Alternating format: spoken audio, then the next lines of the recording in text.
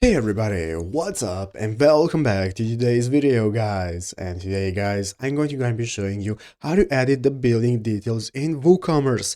This is a very simple thing to do, so make sure to watch this quick and easy video to the very end, follow my steps correctly so you can make sure this works the same for you and you can do this yourself. But yeah guys, let's get straight into it. So the first thing you want to do is to go ahead and open up the official WordPress website right here at wordpress.com if you've not already, and after opening it up successfully you'll be greeted by this main page right here in the upper right corner. You can get started with logging into your account, and after logging in you'll be greeted by the main page where the website screen you can find all the sections you can access, such as home, statistics, upgrades, and so on.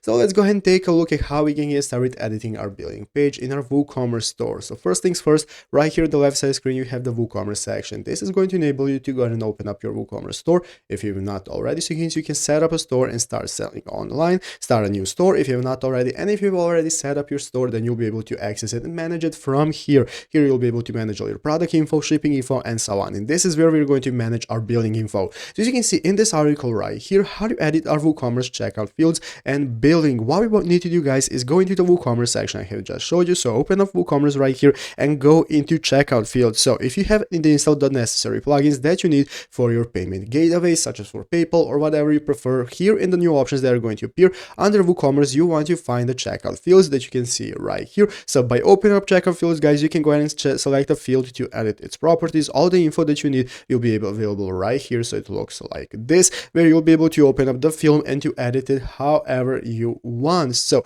open up the field and set up your shipping info and billing info however you prefer it. Just save it and it's going to apply to your store, and it's easy as that. So I hope this video was helpful. If it was, make sure to leave a like, subscribe to the channel. So guys, thanks for watching, take care, and bye.